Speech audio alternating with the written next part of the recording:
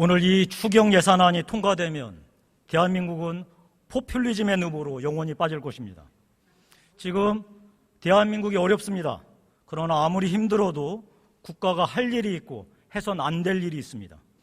문재인 대통령은 말합니다. 지금은 비상 상황이니 국민들 소득 높여서 경제 활성화해야 한다고 말합니다. 지금은 장기 처방이 아니라 단기 처방, 즉 소득 주도 성장해야 한다고 말합니다. 그래서 공무원 무조건 80만 명 늘리겠답니다. 비정규직도 무조건 정규직으로 전환시키겠답니다. 최저임금도 무조건 올리겠답니다. 이러면 가계소득이 올라 소비가 늘고, 소비가 늘면 기업 생산이 늘고, 그러면 기업이 고용을 늘리고, 그러면 경제가 좋아진다고 합니다. 참 꿈만 같은 얘기입니다. 그렇다면 왜 세계 각국은 이 방법을 당장 시행하지 않을까요? 그 이유는 문재인식 성장은 경기 침체를 완화하는 단기 처방이 아니라 장기 처방 중에 장기 처방이고 점점 더 수렁으로 빠져 영원히 되돌아올 수 없는 처방이기 때문입니다. 문재인식 처방은 상황이 바뀌더라도 경제가 정상궤도로 결코 돌아올 수 없습니다. 케인즈는 말합니다. 수요 부족인 비상 상황이 종료되면 다시 정상궤도인 시장으로 돌아가야 한다고 말합니다. 그러나 한 번 느린 공무원을 줄일 수 있겠습니까? 이미 전환된 정규직을 시장 상황에 따라 비정규직으로 바꿀 수 있겠습니까? 오르기 시작한 최저임금을 경제 상황에 따라 탄력적으로 조정할 수 있겠습니까? 단연코 못합니다. 아니, 더 늘어나고 더 올라갈 수밖에 없습니다. 그럼 이 돈을 누가 냅니까? 결국 나라 빚 아니면 국민이 세금 내야 합니다. 그리스 보지 않았습니까?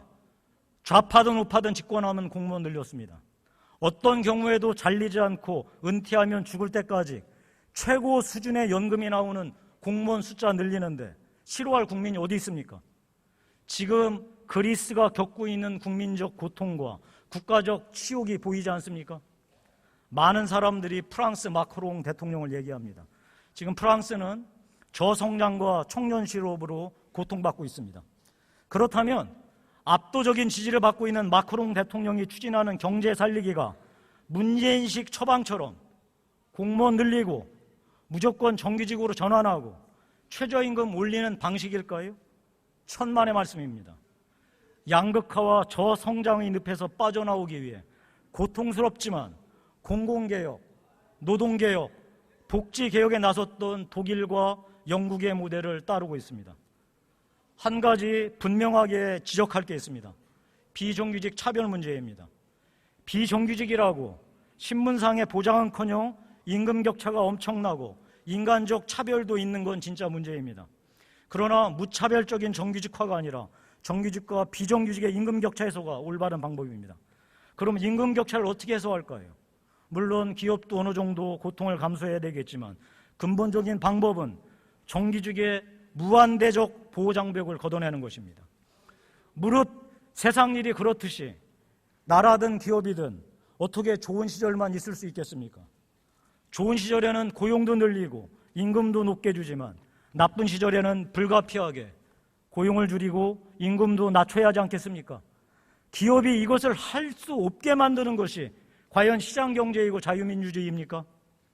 문재인 정부는 증세를 하겠다고 합니다. 좋습니다. 필요한 복지를 확대하게 증세합시다. 그러나 반드시 세 가지 전제 조건이 있습니다.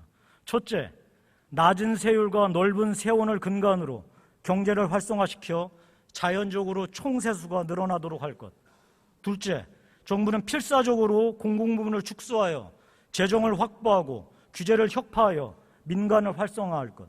셋째, 필연적으로 생기는 실업에 대해 정부는 이들이 생계를 최대한 책임지고 직업훈련을 통해 다시 일터로 복귀시키는 복지 체계를 짤 것. 분명히 말씀드립니다. 세금을 올려 할 일은 공무원을 늘리는 게 아니라 공무원을 줄이고 규제를 혁파하고 민간을 활성화하고 실업에 대한 안전망을 짜는 일입니다. 김동연 부총리를 보면서 실망을 넘어 서글픔을 느낍니다.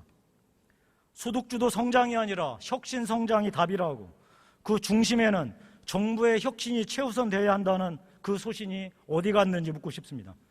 정부는 필사적으로 공공부문을 줄이고 규제를 혁파하고 민간을 활성화하면서 재정 건전성을 최우선으로 확보해야 한다는 그 소신은 어디 갔는지 묻고 싶습니다. 그 누구도 가보지 않은 길, 한 번도 증명되지 않은 소득 주도 성장론자들이 이 정권에 가득할 때 김동연 부총리라면 방파제 역할을 할 수 있을 거라 믿었는데 참으로 슬픕니다. 마지막으로 말씀드립니다. 이번 예산이 통과되어 문재인식 소득주도 성장의 물꼬가 터지면 결코 되돌아올 수 없을 것입니다. 그 모든 고통은 우리 젊은 세대가 지게 될 것입니다. 그리고 그 책임은 오늘 이 본회의장에 앉아있던 20대 국회의원들의 몫이 될 것입니다.